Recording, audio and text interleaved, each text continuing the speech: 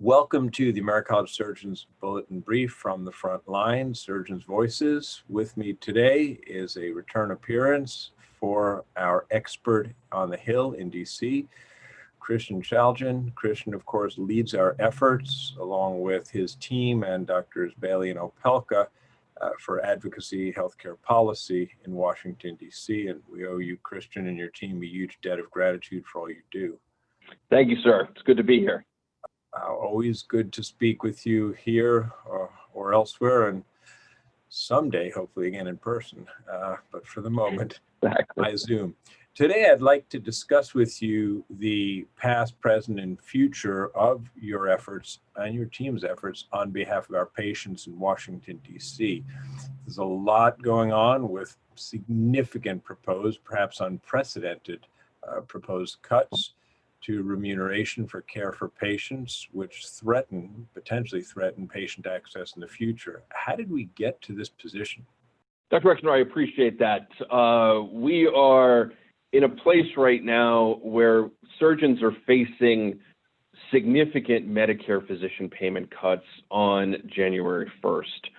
The reason why that's happening is because Medicare has made the decision to increase payments to primary care physicians for office visits done by primary care. And this is done in a world where we refer to it as a budget neutral world, where if they're going to increase payments for certain physicians, for certain codes, for certain specialties, then they have to decrease it for everybody else.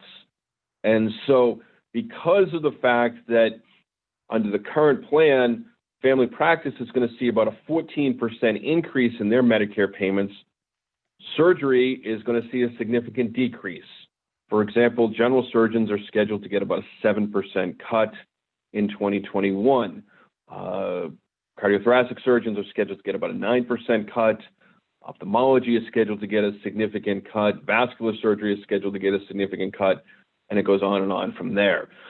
So we, as sort of the House of Surgery, have come together over this past year and said, you can't make these cuts happen. These cuts are going to hurt patient access to care. And that's what this is all about, of making sure that patients continue to have access to surgical care, particularly during the pandemic that this country has been facing and all the issues that surround that. In cutting physicians' pay during a pandemic and threatening patient access to care is certainly not where we want to be right now. And that's not, and we're getting a lot of receptivity here in Washington in that regard. So that's sort of what's brought us to this point where we stand today. And maybe as a sidebar to it, could you explain the Surgical Coalition? Because you mentioned CARES, and that reminds me of their Twitter handle, Surgeons Care. When I took over, I've been with the college now for about 22 years, and when I took over 12 years ago as director for the DC office, I created what has been sort of called the Surgical Coalition, which is all of the various surgical groups that have representation in DC, have staff in DC, kind of working in that regard. And we've got about 20 surgical groups that are part of the Surgical Coalition. And we meet regularly as a staff to sort of share resources and kind of work together. It also meets at a leadership level. And the Surgical Coalition has been an incredible effort going forward. This past year, we created another group that is called the Surgical Care Coalition, the SCC, if you will, the Surgical Care Coalition. And this was an effort by a majority of the surgical groups in the Surgical Coalition to help bring the issues forward related to these Medicare payment cuts and patient access to surgical care. And so there were some resources that were brought to bear that brought on one of the great PR firms in this country to help with this effort. And so we've been getting the messages out through social media, through op-eds around the country, and through a number of different efforts talking about the threat to patient access to care. Dr. Wexner, you know, I'm a coalition builder. That's what I love to do. My passion is bringing together coalitions on particular issues. Surgery has that unique ability where there are so many strong surgical groups out there, and they're looking to the American College of Surgeons for that leadership and that convening of bringing those groups together. So the surgical coalition efforts have been really sort of a central focus of ours for a number of years, particularly around these Medicare payment cuts. We've been able to come together very well in that regard. It's been an important part of what we do. Thanks, and we appreciate again the importance of what you do. Tell us a little bit then about the success and progress that's been obtained working with not only the American College of Surgeons, but the Surgical Coalition, Surgical Care Coalition. The goal really is to get these cuts stopped. And one way to do that is through Medicare, through the CMS, the Centers for Medicare and Medicaid Services. They could do this at a regulatory level. And we've done some joint letters together and meetings with CMS in this regard. But I'm not sure that that's going to be in the end going to work. CMS will put out their, quote, final rule on December the 1st that will announce what their decisions are for how Medicare will pay doctors beginning in January. That rule will come out on December the 1st. But we can't wait in that regard. And so we've been working with Congress to have Congress step in to stop these cuts from going into effect. And Congress can do this. They can do this in a number of different ways. But really, the options become a situation where stopping these cuts for a minimum of 1 year, 2 years, we're really focusing in on a multi-year effort to try to get these cuts stopped. And so gaining support from Congress in that regard has been an important effort. This will happen, if it happens, it will happen in December. Congress has a spending package that they need to finish by December the 11th.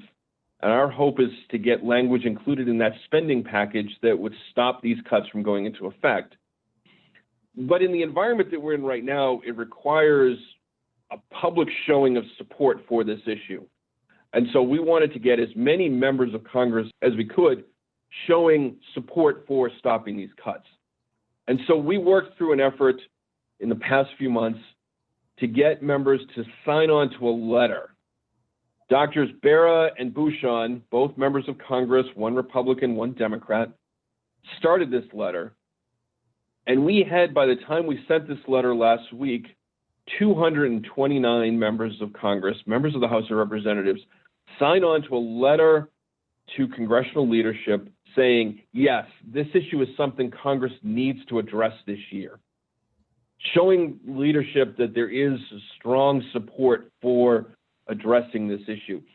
You very rarely see more than 218 members of Congress, that's the majority of the House of Representatives, signing on to a letter to congressional leadership. It almost never happens.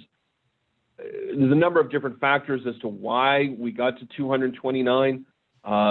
Strong effort by our staff here, strong effort from surgeons around the country sending in those emails to their members of Congress, asking them to do this, strong relationships that have been developed by the PAC.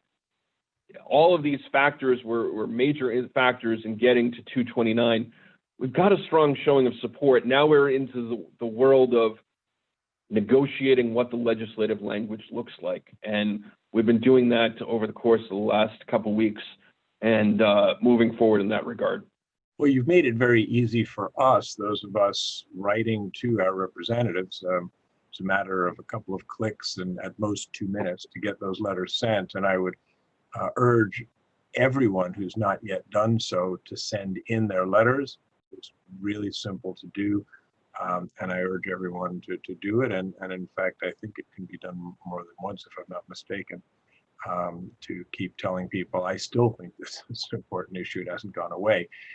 Now, some people have thought that perhaps the results of the election might be a determining factor in the either passage or defeat of this proposed legislation. Could you please clarify that question?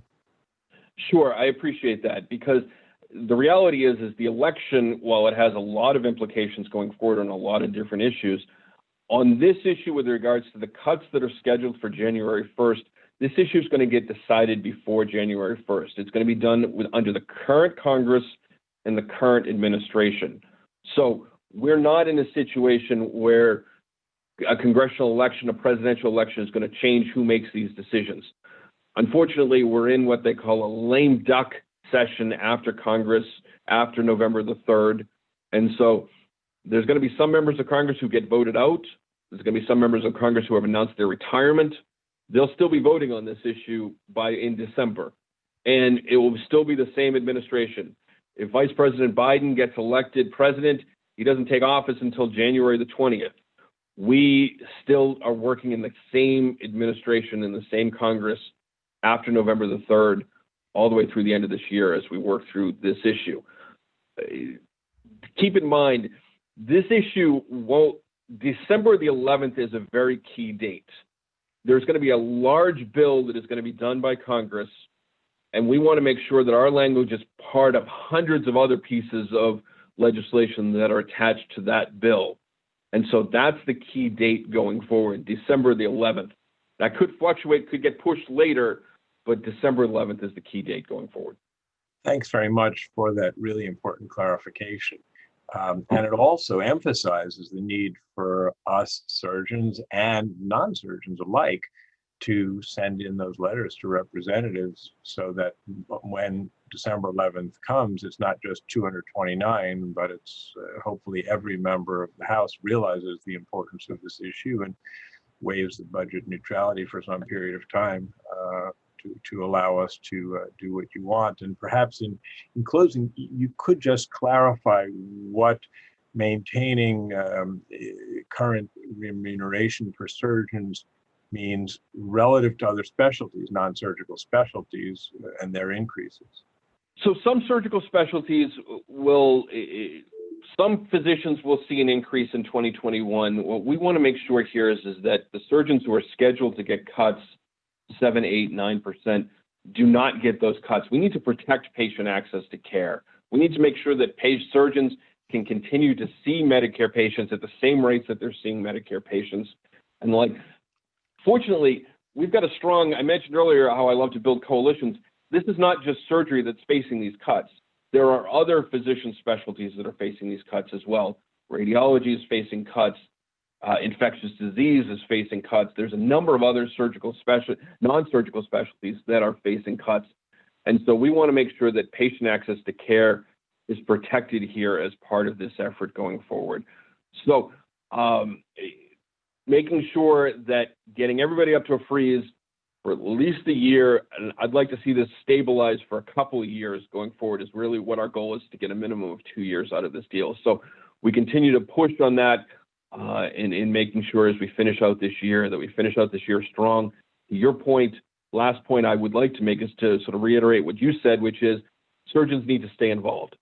Click on those emails when we send out those requests, making sure that you're sending emails to your members of Congress. Those have been essential to getting the support that we need.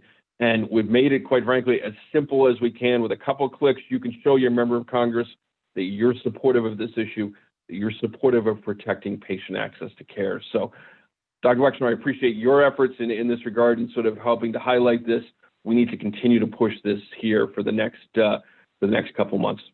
Thanks very much, Christian. Always a pleasure to speak with you. Thank you, sir.